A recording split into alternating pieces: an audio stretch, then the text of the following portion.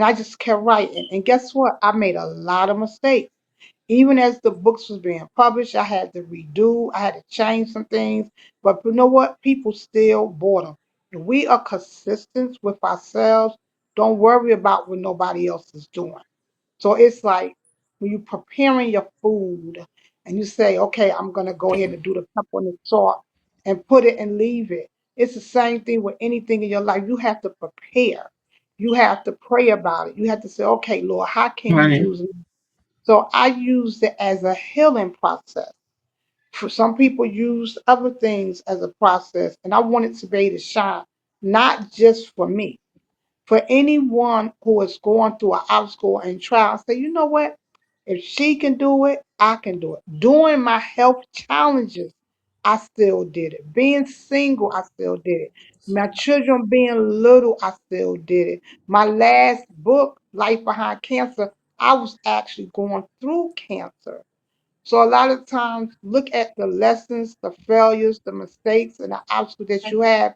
Look at it that it's going to bless someone else. And when you look at it like that, guess what? It'll bring you some joy, and it'll take your mind off of what you have going on. Once you take your stuff out, it's been truly a journey. Like I said, if it's one Cheryl, guess what? You got this because I'm a testimony of that. I'm a walking testimony. Miss Angela, you want to ask me some questions? You have something to say, or Amen. Amen. Well, I definitely applaud any author that are willing to share their story, to share their journey, because it's one thing to get it out there and to put it on paper, but to really share your book, to put it out there and take every opportunity that you can to promote it and to talk about it. So the book that you had on the billboard this past Saturday, would hmm you like to share with us a little bit about that book?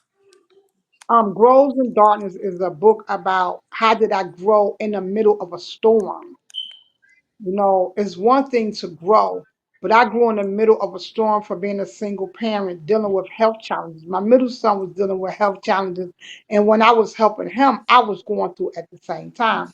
And at that time, before I got diagnosed with cancer, I was going through lupus. My middle son was going through cerebral palsy. So my storm was, how can you balance the two when they in one area you trying to help them, but at the same time they don't know what you are going through.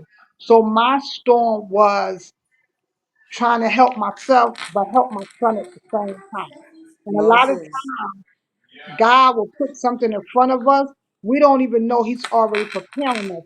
So as I was motivating him and telling him what he needs to do, like he was like, why is one Moses. side of my body is longer than the other? Why I can't move this way? Guess what? God was conforming me and transforming me at the time when I was in pain, when I had to go back and forth to the doctor because when I got diagnosed, it was after surgery. I didn't even know nothing about lupus. So after I had surgery, they said, anybody ever tell you had lupus? I said, who, me?